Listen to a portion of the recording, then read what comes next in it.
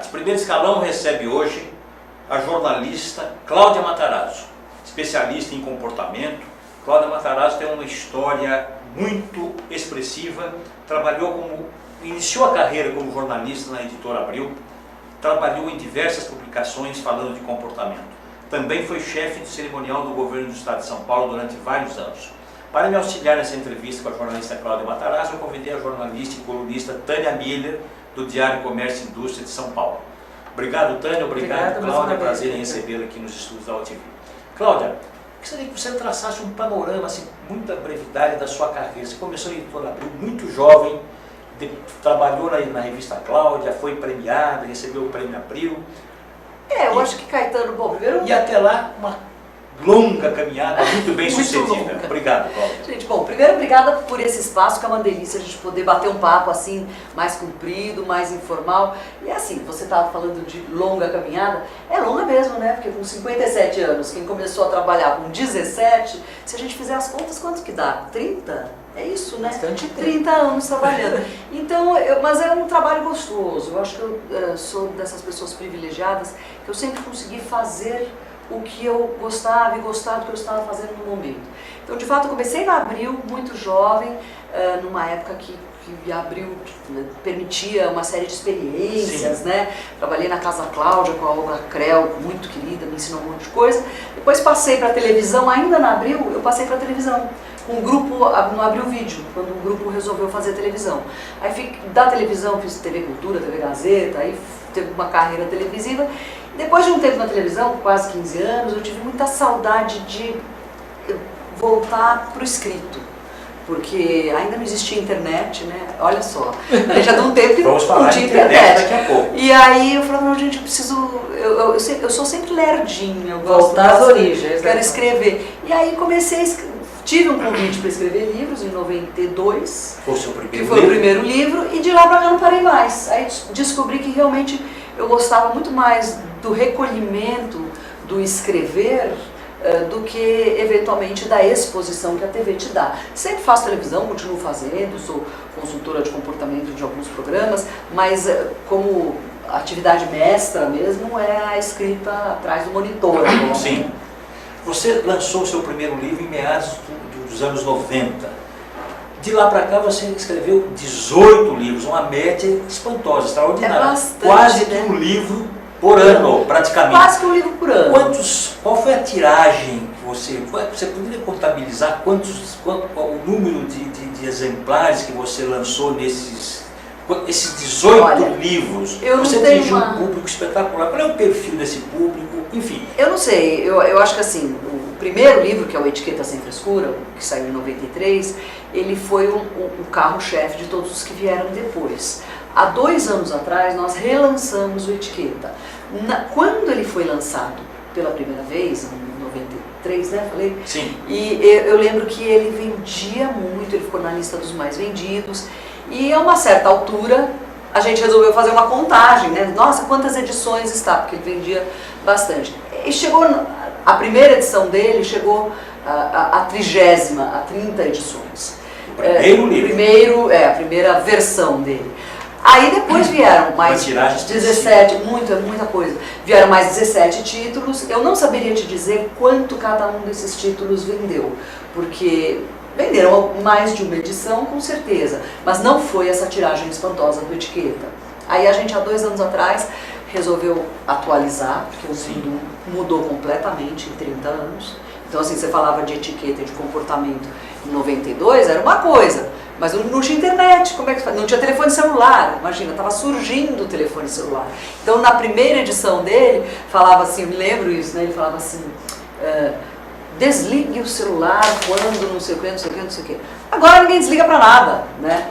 Então tinha que mudar. A gente atualizou e aí eu não poderia te dizer quanto que está vendendo. Antes de passar a palavra para a Tânia, qual é o perfil do seu leitor? Quem lê os seus livros?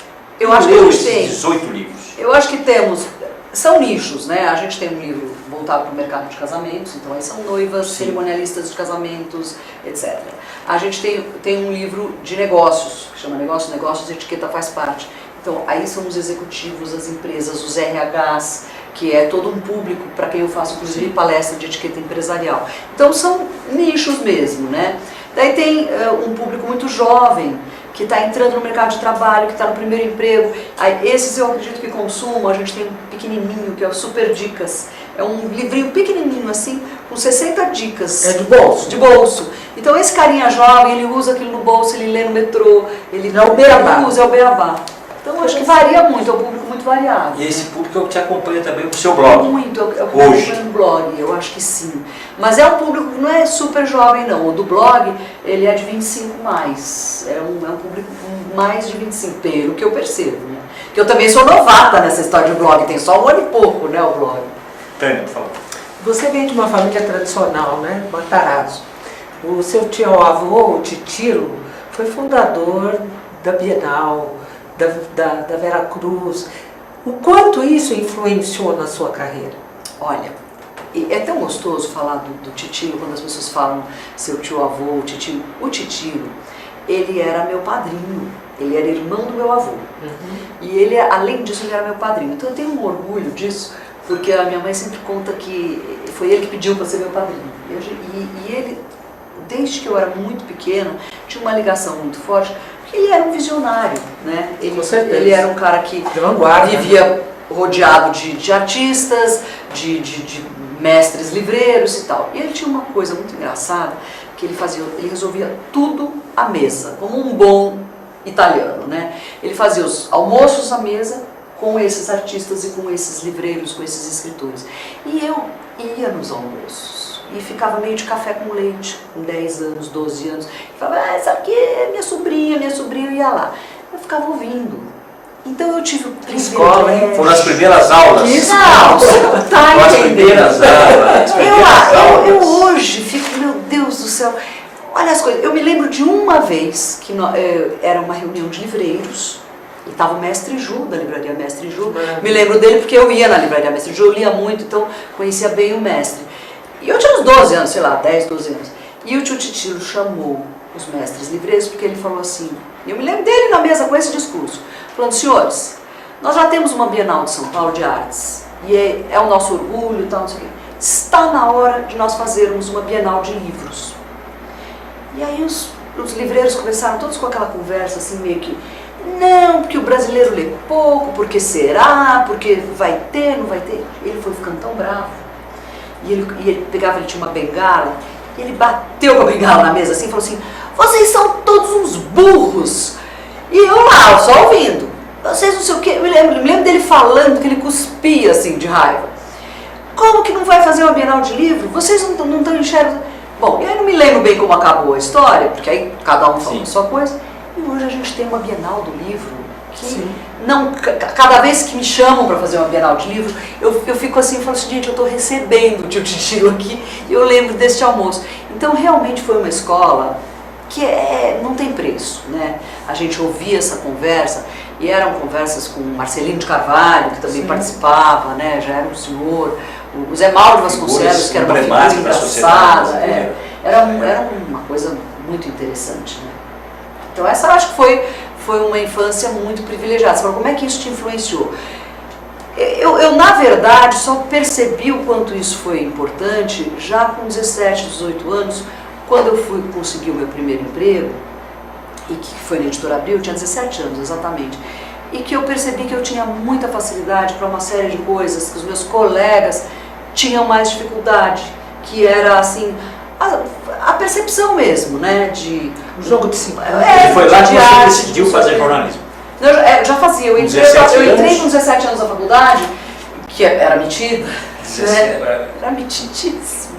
E você fez São Paulo, né, que é uma escola inglesa tradicional. Então, eu devo isso à minha mãe, que é uma libanesa com visão. Tradicionalista, não, e ela falou assim, eu quero que minha filha fale inglês, porque eu acho que ela vai usar isso na vida. Né? E me colocou na escola britânica também.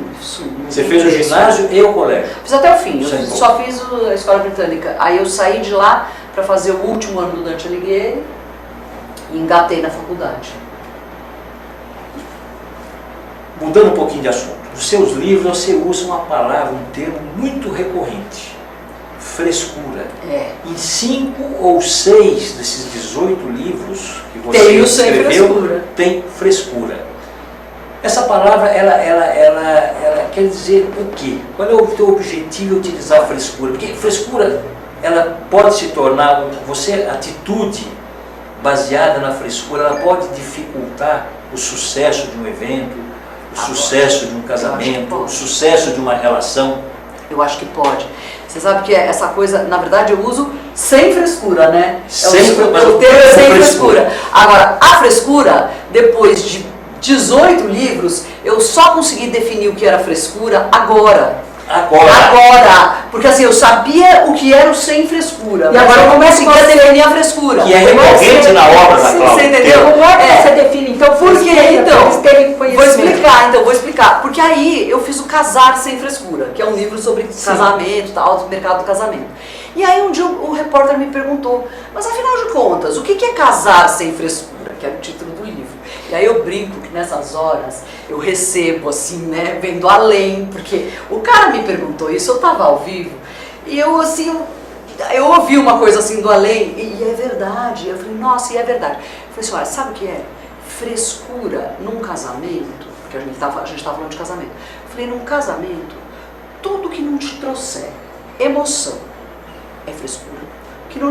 Que se não for divertido, é frescura. E se não for bonito, é frescura. Então, se você, num casamento, se aquilo não agregar nem emoção, nem beleza e nem diversão, é porque é frescura. Então, a frescura, ela é aquilo que é a mais. No foco do teu evento, da tua situação, daquele momento. A frescura sobra. A frescura é uma coisa que ela é gratuita. Aí gratuito não serve. Não está agregando nada, é frescura. Com certeza. Está complicando minha vida? É frescura. Né? Agora, não, mas pode até complicar um pouquinho, mas ficou tão mais bonito, mas ficou tão mais emocionante, tão bacana. Não, vale a pena. E é o título do seu É o plus a mais. Que vale a plus a mais. Cláudia Matarazzo sem frescura. Sem frescura. Porque eu acho que a vida sem frescura é mais legal, né, Caetano? Tudo com frescura é muito chato, gente, não aguento isso. Talvez até por ter vivido muita frescura na minha vida. A nossa família é uma família muito tradicional, é uma família que tinha um certo rótulo e que implicava numa certa formalidade. Cerimonial. Aí entra e eu cerimônia. questionava muito isso. Eu falava, meu santo, por que mesmo que precisa isso, né? Então eu não gostava, eu questionava. Eu era a ovelha negra da família, eu fui fazer jornalismo, você imagina, né? Uma família de industriais. E como é que você caiu no cerimonial? Então, aí foi a sensibilidade do seu Zé Serra, que quando foi eleito, Zé Serra é muito amigo do meu irmão André. E então conhecia o Serra de almoços na casa do André, socialmente. E eu tinha acabado de lançar o Marcelino por Cláudia, que era uma releitura de toda a obra do Marcelino, com o comentário atualizando os comentários capítulo a capítulo. Aí o Serra me convidou para ser chefe do cerimonial. Homem de visão, viu? Afe Maria. Eu olhei e falei, mas gente, vocês estão loucos, eu não gosto disso. Porque a Vera Simão, que foi chefe do cerimonial do governo do estado, do Maluf, e eu me lembro da Vera falando assim, não, porque é uma coisa muito amarrada, uma coisa muito que te consome e tal. Eu falei, gente, eu não quero isso. Eu ouvi a Vera a vida inteira falando que aquilo era uma coisa muito árida, né? Protocolar. Muito protocolar, eu não quero isso não. E o Serra vira pra mim, que é a cara dele, né? Eu falei assim, pá, não adianta nada você ter escrito 10 livros sobre esse assunto se na hora de botar a mão na massa você foge. Você acha que... É um desafio, né? Não dava, um desafio. Entendeu? Naquela época eram 10 livros, isso foi em 2006. Aí eu me senti assim, né, puxada em brios. Falei, vamos lá, então vamos encarar. E foi a melhor coisa que ele podia ter feito por mim. Você acabou ficando em 3 governos, né, praticamente. Fiquei quase 3 governadores, 2 mandatos em 3 mandatos. Quais as diferenças e semelhanças que existem entre o cerimonial público e o privado? Não, são coisas diferentes. O público é muito formal, né?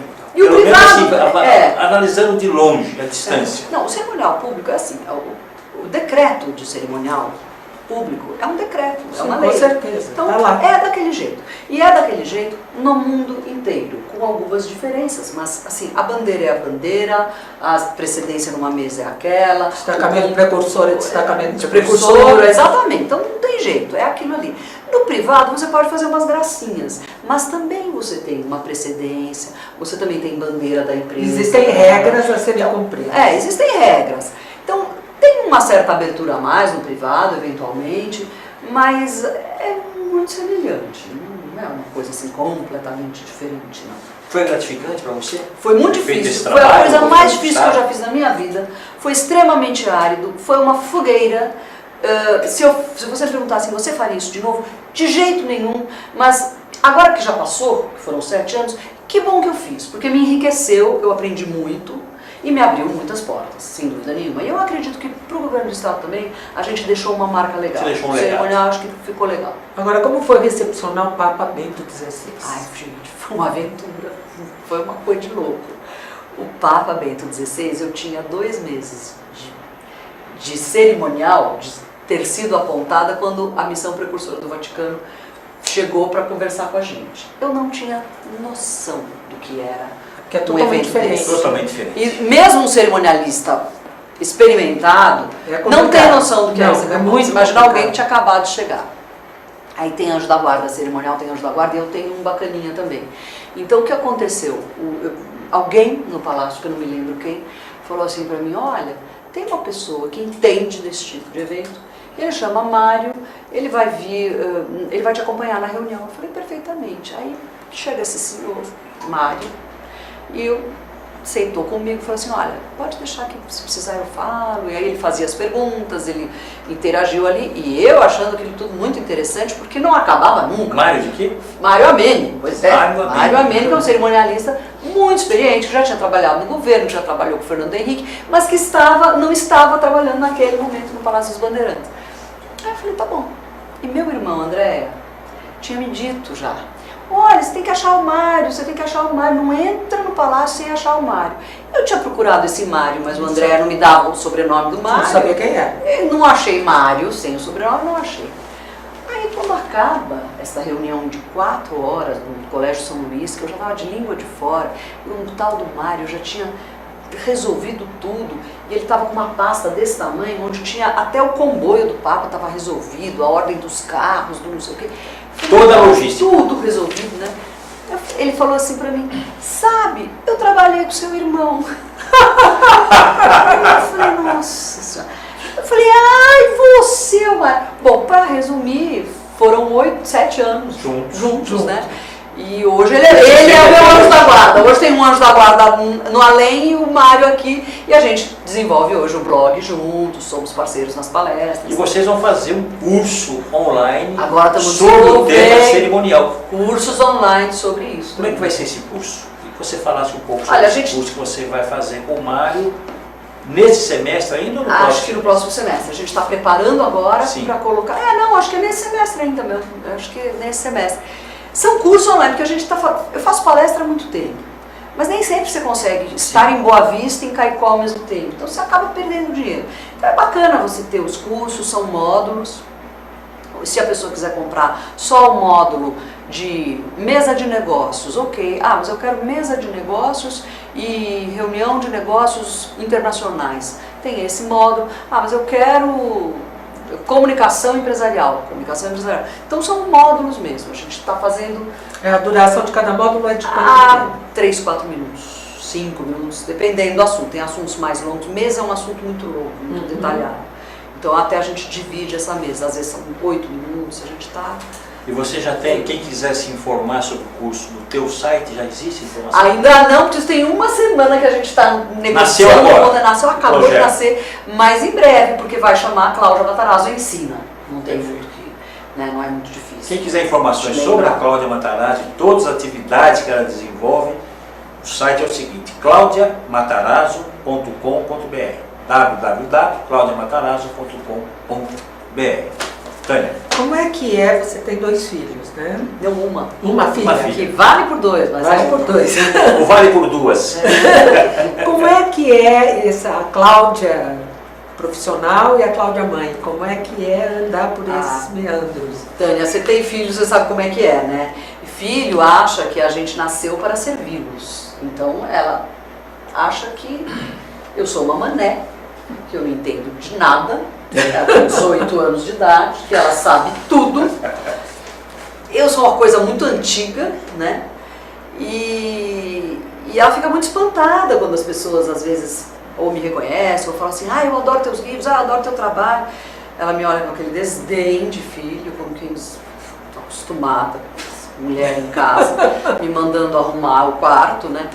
Mas eu acredito que um dia ela vai me enxergar como uma pessoa legal. Mas ela é, eu adoro, assim, tô falando disso, tô brincando, mas é assim, ela é tudo de bom, mas é filha.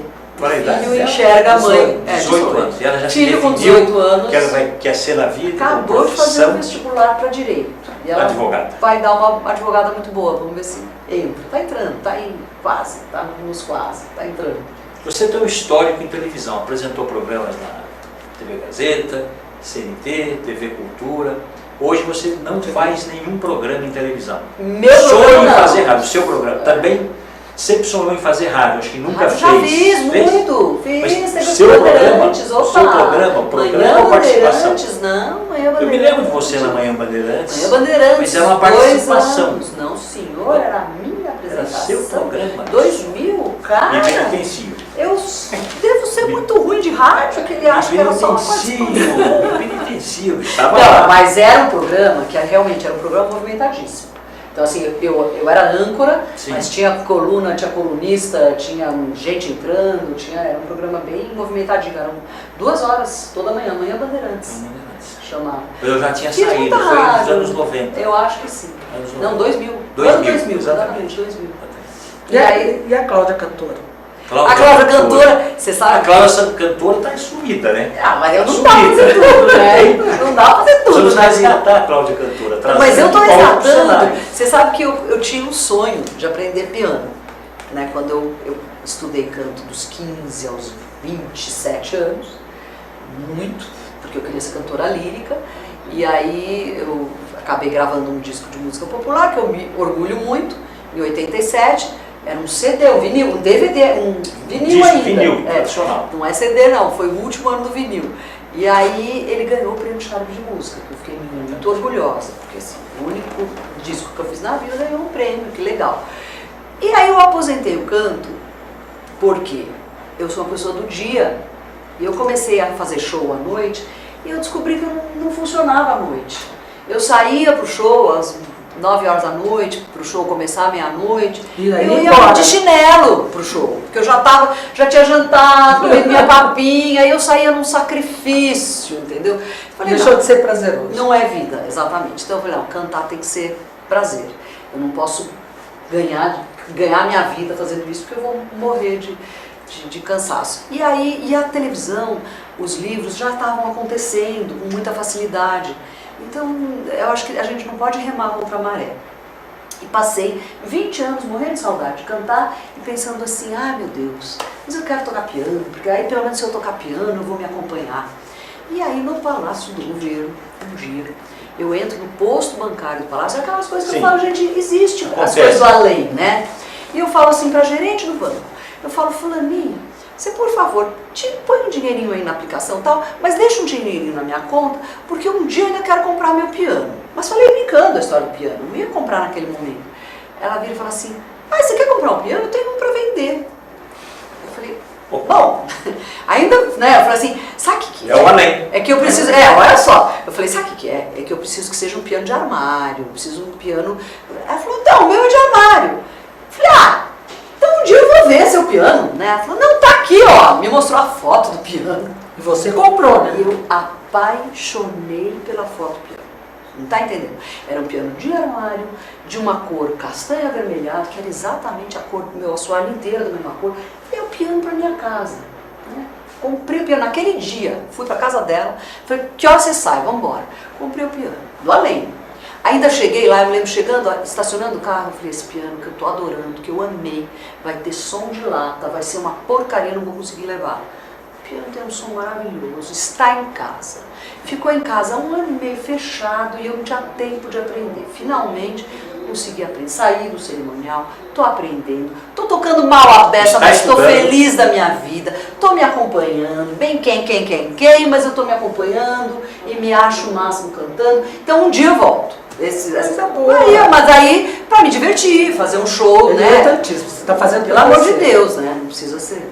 Coisa boa. E os planos? Excelente. Então, esse é o plano. Esse show é o plano. E os planos para rádio e televisão? O que você tem hoje olha, a rádio, no bolso? Eu tenho rádio, tem um projeto aí que está caminhando, que talvez ainda no primeiro semestre a gente volte com spots de rádio, né? Televisão está na mão de Deus também, não fico correndo atrás, mas eu acho que também a gente quer fazer as coisas com calma, né? E eu gosto muito, o que eu gosto de verdade é de viajar pelo Brasil com as palestras. Então isso... Você tem viajado muito? Muito. Pelo menos uma vez por mês eu vou para algum lugar fora de São Paulo e às vezes mais de uma vez por mês. Então é bastante, né? Às vezes assim, são rincões. A gente foi para Caicó, no Seridó, que eu não sabia onde era o Seridó. E o que você ensina num lugar tão distante como esse? Quais são os temas? A necessidade é a mesma. Comportamento. É comportamento, é assim, eu tenho uma entrevista de emprego, como é que eu vou? O que eu visto? As pessoas têm muita dúvida de mesa, porque assim, tem almoço de negócio, gente, não adianta dizer que não tem, né? Então tem almoço de negócio. Gente, eu preciso saber comer com todos aqueles talheres? Claro que não, mas você precisa saber comer, ponto, né? Sim. Depois com postura. Mais talheres é o de menos, você tem que ter um mínimo de postura. Então tem isso, a coisa do visual, o visual é muito importante hoje. Todo mundo posta selfie, todo mundo tira foto, a empresa vê o seu Facebook. Então você tem que saber se apresentar. Não é uma questão de moda, é uma questão de que você tem que estar falando a linguagem da tua empresa, né? É um código visual muito forte. Então eu acho que são coisas que as pessoas querem sim aprender, e isso não é frescura. Isso é se preparar para você ficar mais seguro numa situação profissional. Sim. Porque daí você vende seu peixe melhor. Se eu tenho segurança do que eu estou fazendo, que eu estou bem, que eu estou bacana, eu vou vender meu peixe melhor, não vou ficar, né, em dúvida.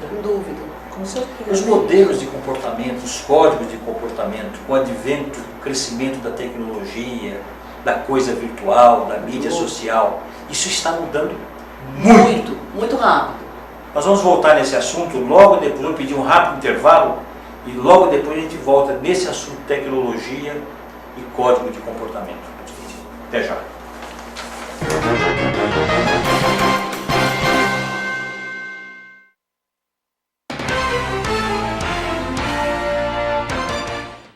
Olá, eu estou aqui para tocar sua consciência.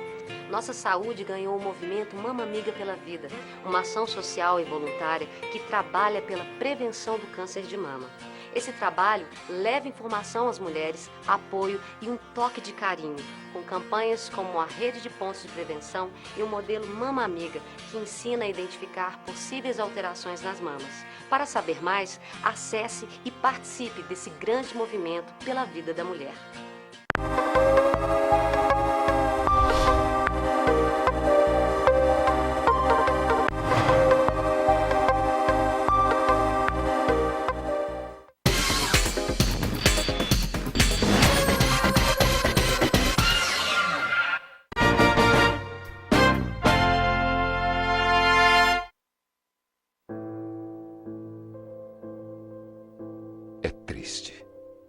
Menos da metade da população tem água potável para beber. 2.000 crianças morrem todos os dias por beber água contaminada. Por isso, quem não tem água não desperdiça nada. Ajude a acabar com o desperdício antes que a água acabe. Ei, Pantanal! Que maravilha, sou! Mas aqui os peixes já estão diminuindo. Por isso, é bom cuidar e proteger os rios que é aqui, ó, onde eles nascem. O Pantanal depende das nascentes e das cabeceiras. E nós também, ué. Então, pessoal, vamos ajudar. Afinal, tamo tudo junto, no mesmo barco. Oi, eu sou Letícia Spiller e quero convidar vocês a fortalecer o movimento que quer criar uma lei para acabar com o desmatamento no Brasil. Nossas florestas não podem mais ser destruídas. São elas que garantem a nossa qualidade de vida. Eu quero floresta em pé, água fresca, clima ameno e desmatamento zero. E você? Participe, assine a petição.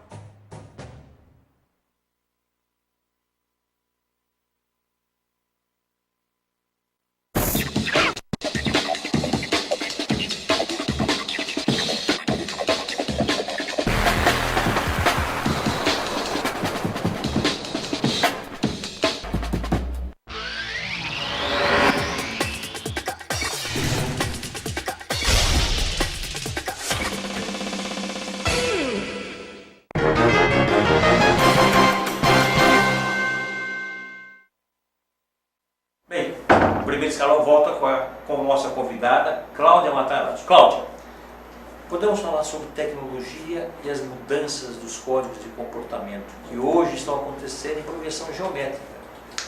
Podemos falar, né? E Como eu é que acho você que é uma das coisas esse que mundo? mais mudou o comportamento foi a internet, sem dúvida nenhuma. Agora, a gente tem que ficar atento, porque a internet chegou com uma velocidade e as tecnologias elas vão mudando numa velocidade muito grande, que a gente mal tem tempo de entender como é que a gente está administrando toda essa novidade.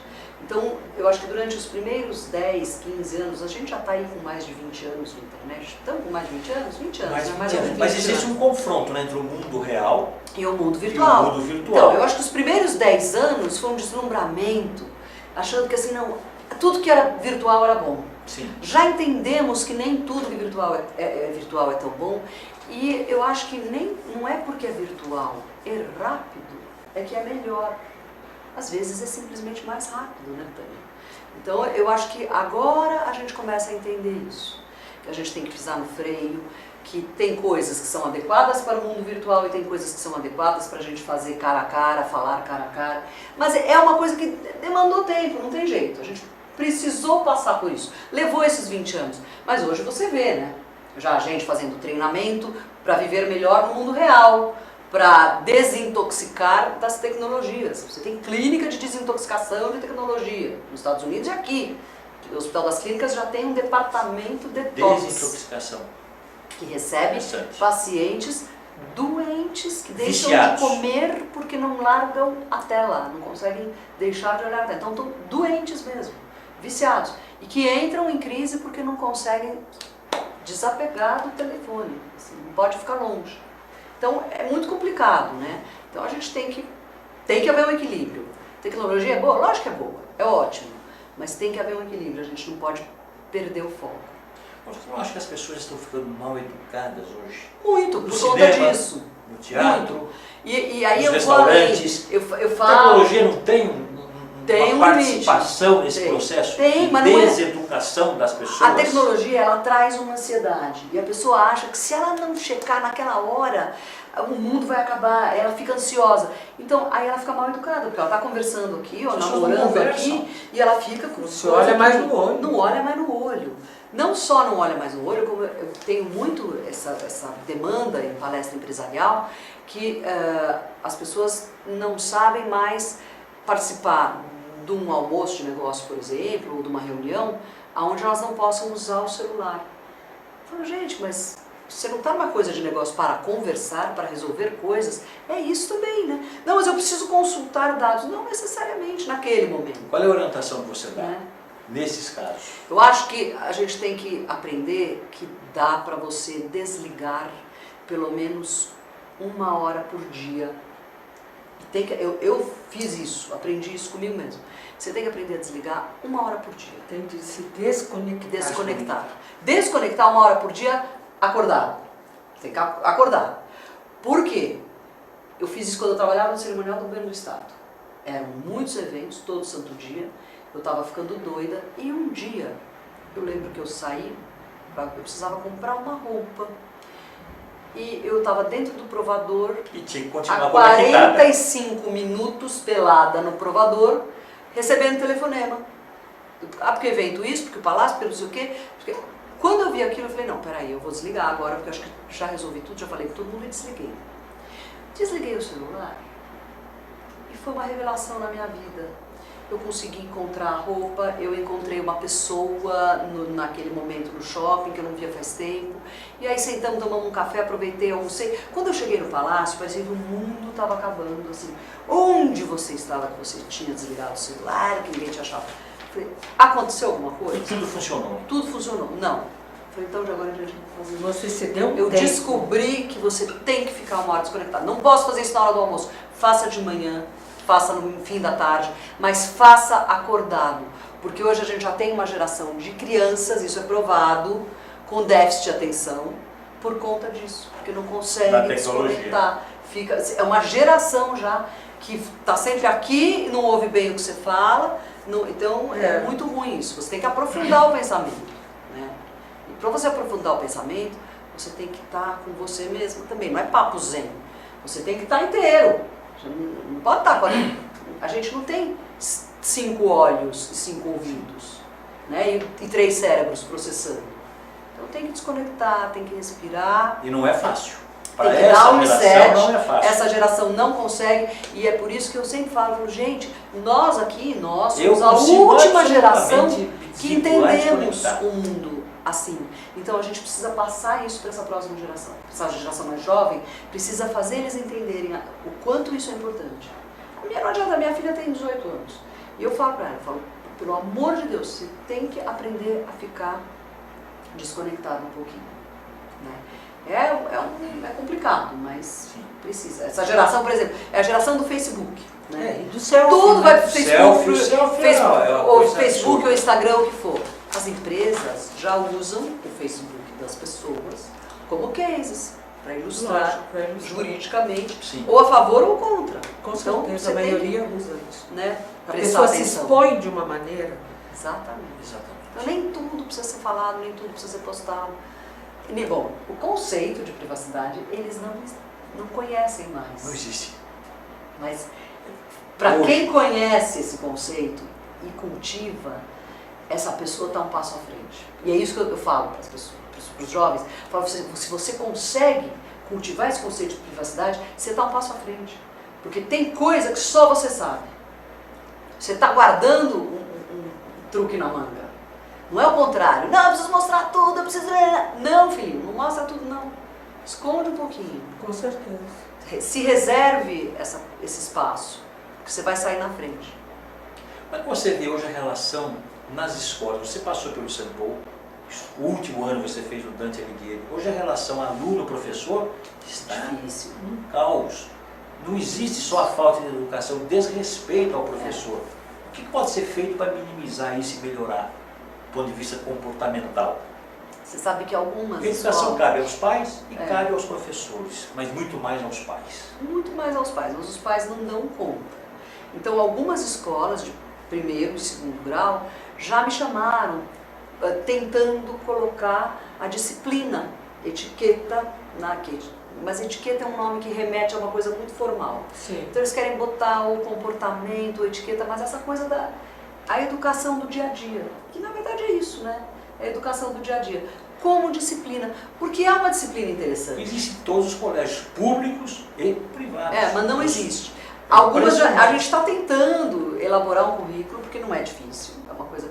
Porque seria muito interessante. Eu faço, por exemplo, essa disciplina, eu fiz cursos Sim. de educação continuada na GV de São Paulo, com jovens de 18, 19 anos, que tinham acabado de entrar na faculdade e que precisavam de uma educação, Na pública e privada ou só no... não, na privada mesmo. Na privada. Era uma educação assim, você vai entrar no mercado de trabalho, então vamos lá, vamos entender como é que funciona. Eles ficavam fascinados, porque é gostoso você aprender. Você está aprendendo coisas diferentes, não é uma coisa árida. E geralmente quem está estudando administração, né, coitado, está lá estudando cálculo, Sim. não sei o que e tal. Aí vem a gente falando de conceito. Está ensinando o dia a dia. É o dia a dia, mas é um dia a dia legal, que ele vai usar com a namorada, que ele vai Que é o usar na berço, vida. né? Então, para a criança mais nova, não é tão difícil você inculcar esse tipo de... Eu acho que quanto conceito. mais cedo, Melhor. Mas qual é a causa, Cláudia? Porque os pais ficaram muito ausentes, porque precisavam... Hoje a gente, todo Uma mundo participação trabalha. da mulher, Todo mundo mercado de trabalha trabalho. muito, a mãe trabalha muito, o pai trabalha muito, e delegaram esse dever à escola. Aí a escola, ela está ensinando o currículo. O currículo não tem isso, essa disciplina.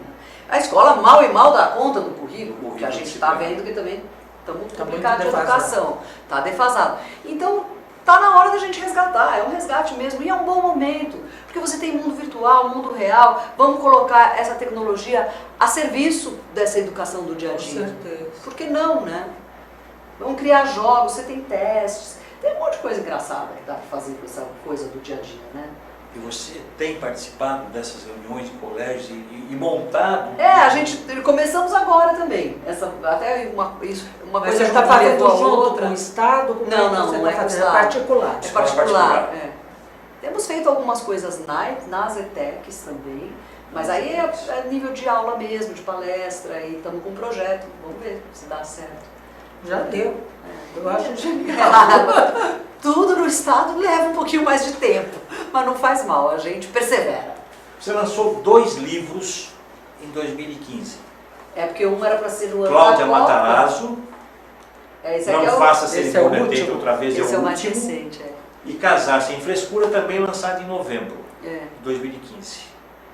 O Tente Outra Vez é de memória. Fala um pouquinho desses 2 É, o livros, Tente por Outra Vez, gentileza, Cláudia. o Tente Outra Vez tá meio xodó assim, porque ele é meio de memórias, né? Eu não pensei que eu fosse escrever um livro de memória. E de memória tem tão 3 cedo. meses. Tem 3 Você meses. lançou em E novembro o do Casar ano foi em passado. maio. O Casar foi em maio.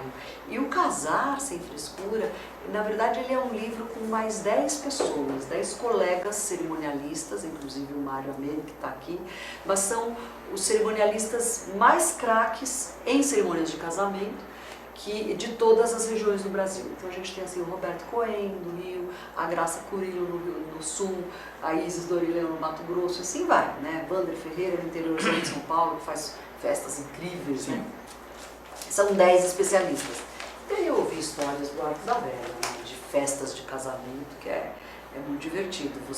Eu não sabia se eu ria ou se eu chorava, porque eu falava assim, gente, é tão fora do meu mundo, né?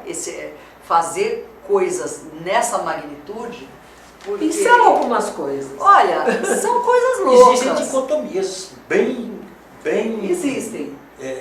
fortes, porque o cerimonial, de uma maneira geral, o comportamento é universal. Mas o Brasil é um país... O Brasil é um país de gigantesco. festa.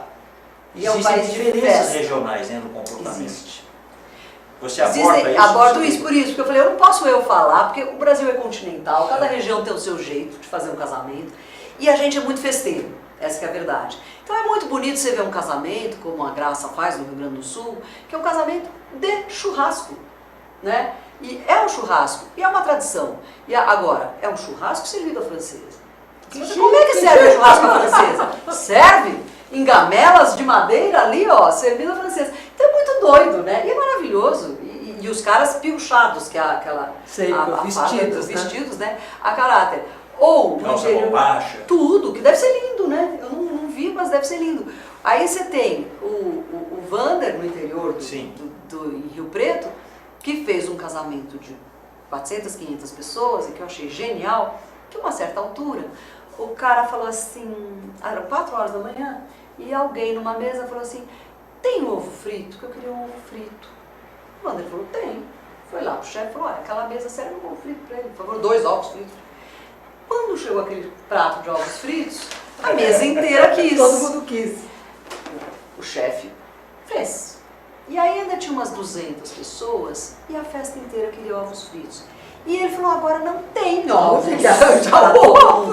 O que ele fez? Saiu com a van em disparada, atrás das padarias que estavam abrindo às 4h30, 5 da manhã, batendo e abrindo as padarias. Pelo amor de Deus, eu preciso de dúzias de ovos. Agora ele já tem a estação de ovos, que ele abre às 4 da manhã, tem uma estação de ovos e que diz que é o maior sucesso do mundo. Porque realmente é uma quebra de paradigma. né? Uma quebra de paradigma. Não é uma delícia você comer um ovo frito às 4 da manhã? Não tem nada melhor, né? Um pão com ovo, literalmente um pão com ovo. Literalmente. Quebrou-se um paradigma e você é uma desmistificadora, né? A gente Esse questiona, campo aí né? do cerimonial, no sentido positivo da palavra. Por que O tem que que pode ser? e o que não pode? Por quê, né? Por quê? Depende, né? Tudo depende? Eu acho que depende. Onde entra a informalidade dentro da rigidez do cerimonial? A informalidade Pública entra, eu e acho que assim, no privada. público ela entra quando ela tem uma razão de ser, né? Então, aquela autoridade percebe que a Sim. outra está cansada, então ela se permite quebrar o cerimonial. Ela fala, olha, não, nós vamos interromper aqui, vamos interromper ali. Nós tivemos agora um quiprocó recentemente com o presidente da França e o presidente do Irã, que foi uma coisa assim, entre os cerimonialistas foi uma discussão, porque o presidente, protocolo iraniano falou, Sim. a gente não quer que sirva álcool, é uma questão religiosa, é um almoço entre os dois, por favor não sirvam álcool. Os franceses bateram o pé e falaram, não, a gente vai servir porque aqui bebe-se vinho. E aí? Quem é que teve pouco jogo de cintura? Na minha opinião, e baseado inclusive na minha experiência com os franceses, que são muito duros de cintura, eles podiam ter aliviado. Porque primeiro eles eram os anfitriões. Então, É aquele velho ditado caipira, né? Amarra-se o cavalo de acordo com a vontade Não, do dono. não Muitas é vezes verdade. não sei se cabe. Não Mas, cabe. gente, a vontade do dono pode ser Pode ser. agradar ao meu hóspede, que é uma Exatamente. questão religiosa, né? Então, Se você está recepcionando, você faz. Você tem que agradar o seu convidado. Não, lógico. não, você e, sua é visita. e você sabe que eu estou falando isso, porque agora me ficou engasgado um encontro que eu tive com o cerimonial da França, que a gente recebeu uma autoridade aqui e nós tínhamos uma reunião de 30 pessoas de segurança aqui, no Palácio dos Bandeirantes, e aí o cerimonial francês chegou com mais 20 e na minha equipe, estávamos com casa militar, todo mundo, todos falavam inglês e apenas 2 arranhavam o francês, inclusive eu. Falo muito mal, entendo bem, mas falo mal. Eu perguntei com toda a delicadeza, falei, o senhor se importa da gente falar Sim. inglês? Ele falou, não importa. Importa sim. Falei, então o senhor vai traduzir. E ele falou de muito maus modos. Falei, escuta, o senhor está na minha casa, eu estou sendo delicada com o senhor, por que o senhor tem que ser indelicado comigo? Nesse nível. O que é isso? Eu fiquei com isso engasgado. Então, quando aconteceu esse negócio agora com o Irã e com a França, eu falei, gente, mas o cara é dono da casa, ele pode aliviar. E aí o que aconteceu? Um constrangimento, não se fez o almoço, Aí entra a flexibilidade. né? Toda a conversa Que nós brasileiros que eles temos. fizeram, que nós temos. E aí que eu falo, o Brasil é festeiro, sabe fazer. Que nós brasileiros A gente temos sabe fazer jogo de sobejamente. cintura. A gente tem jogo de cintura, Com certeza. né? Você recebeu a chanceler alemã também. Como é que foi receber uma chanceler alemã?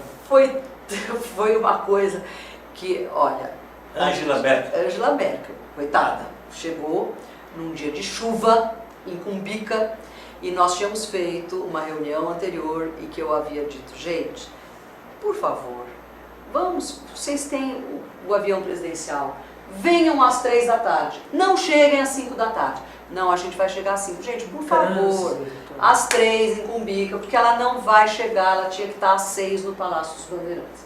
Chegando às 5 em Cumbica. Não, porque com batedor chega. Olha que com batedor não chega. Tá bom.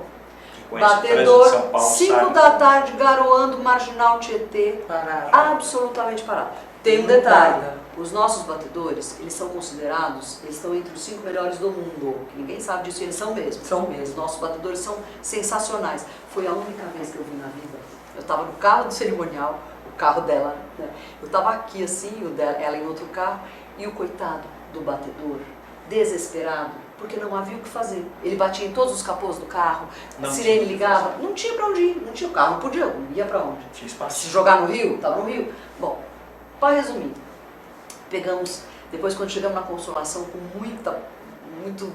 Já atrasado? já atrasadíssimos, eles pegaram a contramão, porque não tinha jeito, a Cracolândia, a contramão, e aí eu toco o telefone. O cara do cerimonial alemão assim, we are not understanding the streets, we are not understanding this traffic. Falei, olha, é a rua que tem, o senhor fique calmo que nós vamos chegar.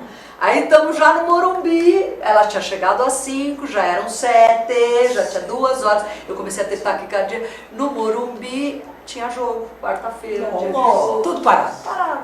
Batedor, chuva, jogo. Foi a única vez que eu vi o Zé Serra. Aí o Zé Serra falou assim: você quer que eu mande o helicóptero? Aonde o senhor vai mandar o helicóptero? Onde vai descer? Vai descer na Consolação? Em cima Não tem como. caminhão. Aí foi a única vez que ele estava bonitinho esperando ela já. E a mulher, olha, ela estava desesperada. Porque ela chegou às 8 da noite, ela tinha que chegar às 6. Às 8 ela já tinha que estar no Clube Transatlântico. Fizemos uma reunião muito rápida com ela, foi tudo, mas foi difícil. Mas o que é isso? É a falta de jogo de cintura, a gente avisou. Do cerimonial alemão. Do cerimonial alemão, a gente avisou. Não é que eu sou bacaninha, só eu tenho razão. Eu conheço a minha cidade, gente, me ouve.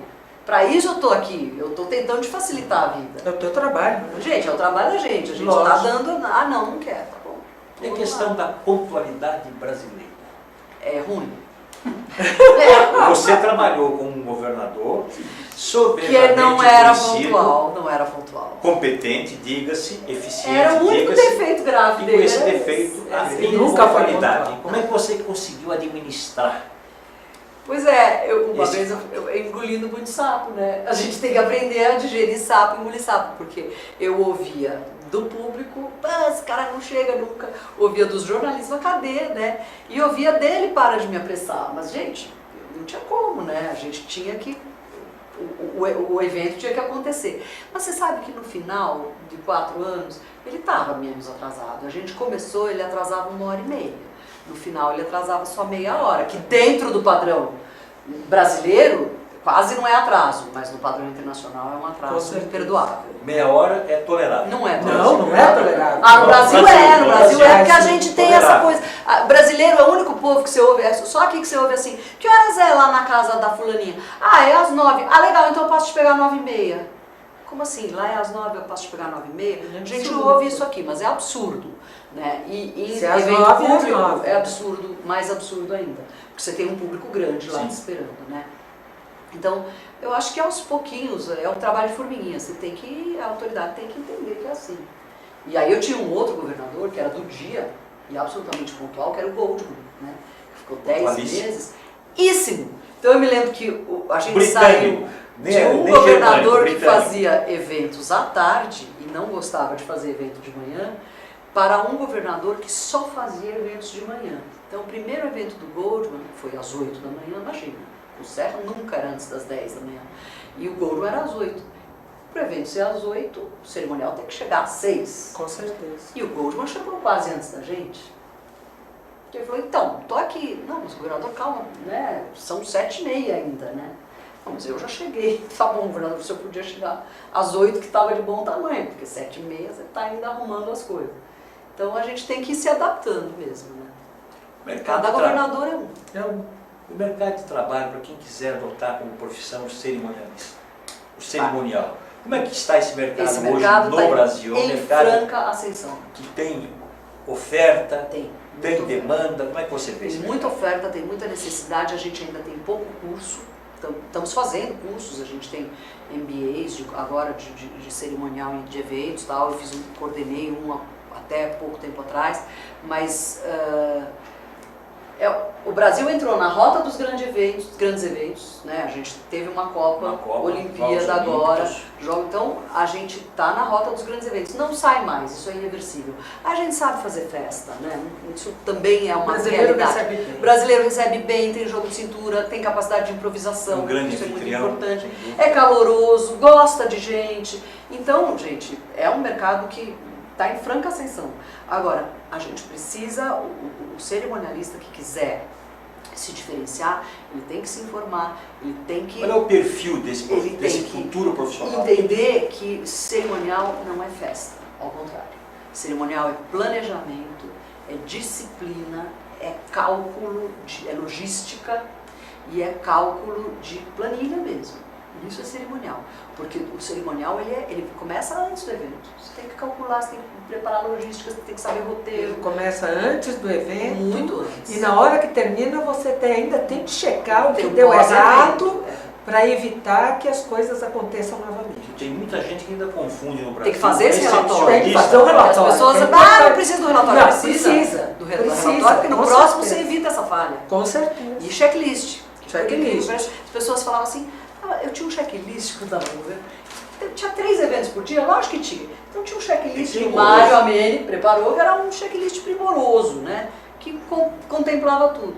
E eu lembro que aí eu chamava a equipe, gente, então vamos lá, checklist, porque aí você ia pelo checklist. Ah, precisa do checklist? Gente, como não precisa do checklist, gente? Se não tiver o checklist na mão, a gente não começa, né? Vamos lá, começar por aqui, né? Tem muita gente que ainda confunde recepcionista com cerimonialista. Hoje, já vi muito isso. Porque no Nordeste eles chamam Principalmente no de universo cerimonial. Eles chamam de cerimonial. Eles falam, eu preciso de um cerimonial. O cerimonial lá é o pessoal que vai fazer a recepção. E na verdade não é. Não é. O cerimonial é todo o evento, né? Desde o planejamento até o final. É isso, Mário. O Mário está aqui quietinho e está hoje na sombra. Bem, Cláudia, infelizmente o nosso tempo terminou. Gente, muito boa, obrigado, né? Obrigada. Muito obrigado, Muito uma hora de obrigada. bate-papo. Muito Tânia. obrigado, Tânia. Muito obrigado, Obrigada. Cláudia. O primeiro escalão volta na próxima terça-feira, às 16 horas. Até lá, se Deus quiser. Quero encerrar